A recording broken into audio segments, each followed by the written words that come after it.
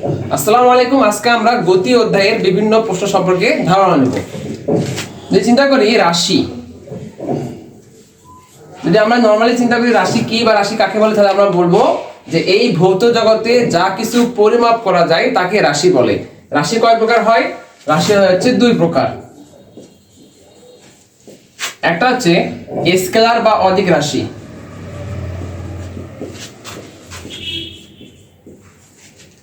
একটা হচ্ছে ভেক্টর বা দিক রাশি।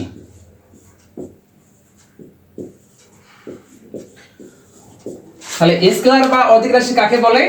যে রাশি প্রকাশের জন্য শুধুমাত্র মানের প্রয়োজন হয়, দিকের কোনো প্রয়োজন নাই, সেটাকে আমরা বলবো স্কেলার বা অদিক রাশি।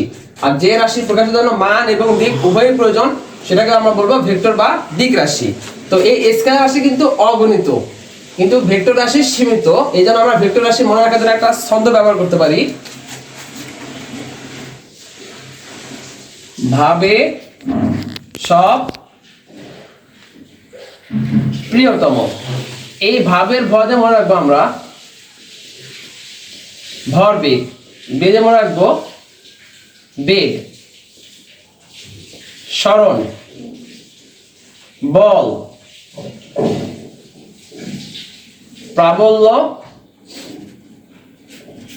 ত্বরণ, তীব্রতা,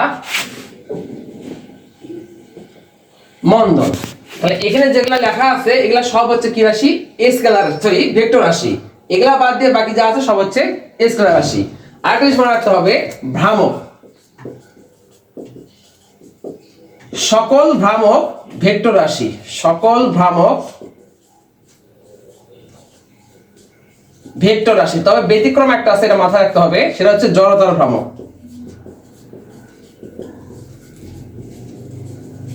অর্থাৎ সকল ভ্রামক ভেক্টর রাশি, কিন্তু জড়তা ভ্রামক যেটা আছে এটা শুধুমাত্র স্কেলার রাশি।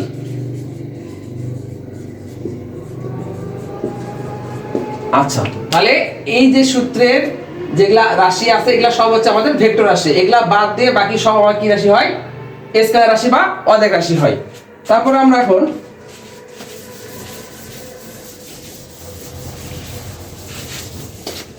পড়ব দূরত্ব আর সরণ। দূরত্ব এবং সরণ। ধরি এ একটা অবস্থান, বি একটা অবস্থান। ফিজিক্সের ভাষায় শুরুকে আমরা বলি আদি। তাহলে ধরি এই অবস্থাটার নাম হচ্ছে আদি অবস্থান, আর এইটা হচ্ছে আমাদের শেষ অবস্থান।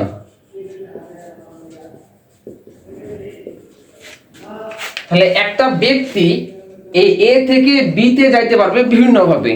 সে যদি চায় সে এইভাবে যাবে, বা এইভাবে যাবে, বা এইভাবে যাবে, কিন্তু কখনোই সে সরস বা সরল পথে যাবে না। সেটা কে যায়? সরণ যায়। অর্থাৎ দূরত্ব কখনো সহজ পথে বা সরল পথে যায় না, যায় হচ্ছে সরণ। তাহলে আমরা যদি এখন দূরত্বের সংজ্ঞা করতে চাই, তাহলে এবার বলবো, যেহেতু দূরত্ব আমাদের কি রাশি? স্কেলার রাশি, এই জন্য স্কেলার রাশির শুরুতে আমরা একটা কথা লাগাবো যে কোনো দিকে। আর সরণ হচ্ছে আমাদের ভেক্টর রাশি, আর ভেক্টর রাশির জন্য লাগাবো কোনো নির্দিষ্ট দিকে। তাহলে দূরত্বের সঙ্গে আমরা এভাবে করতে পারি যে কোনো দিকে একটি ব্যক্তি বা বস্তু তার আদি অবস্থান এবং শেষ অবস্থানের মধ্যবর্তী যে পথটা অতিক্রম করে সেটা তার কি হবে? দূরত্ব। একই জিনিস, শুধু এখানে নির্দিষ্ট দিকটা আসবে, আর হচ্ছে সহজতম যে পথটা আছে সে কথা লিখলে আমরা কি আসবে? সরণ আসবে। দূরত্বের একক যদি চিন্তা করি মিটার, সরণ একক হবে মিটার। এর মাত্রা হচ্ছে এল, এর মাত্রা হচ্ছে এল। এখন এটা একটা যদি ম্যাথ আমরা দেখি, 4 মিনিট হয়ে গেছে অবশ্যই। দাঁড়ান শেষ করছি। এর স্থান হতে একটা ব্যক্তি বি তে গেল 5 মিটার, আবার বি থেকে সি তে আসলো 5 মিটার। এখন যদি কোশ্চেন করে এ থেকে সি তে বস্তুটির দূরত্ব এবং সরণের পার্থক্য কত, তাহলে আমরা কিভাবে করবো দেখি। জাস্ট দূরত্ব বলে জাস্ট যোগ করে দেবো এতটুকুই। যেমন এ থেকে বি তে গেছে 5 মিটার, আবার বি থেকে সি তে আসছে 5 মিটার, তার মানে তার দূরত্ব হচ্ছে টোটাল 10 মিটার। তাহলে এ থেকে সি এর দূরত্ব হচ্ছে 10 মিটার। কিন্তু যদি সরণ বের করতে বলে, আমরা জানি সরণ মানে হচ্ছে সহজতম পথ। তাহলে এ থেকে সি এর সবথেকে সহজতম পথ হচ্ছে এইটা। এখানে আমরা পিথাগোরাসের উপপাদ্য দিয়ে সূত্র ইউজ করতে পারি, যেমন এসি স্কয়ার সমান সমান BC square plus AB square. তাহলে 5 স্কয়ার প্লাস 5 স্কয়ার, 50 স্কয়ার থাকলে এই পাশে আসে কি করে দেব, রুট, অর্থাৎ 7 পয়েন্ট সামথিং আসবে। তাহলে এটা আসবে তার সরণ, আর এটা হলো তার দূরত্ব। আশা করি সবাই বুঝতে পারছেন। আসসালামু আলাইকুম।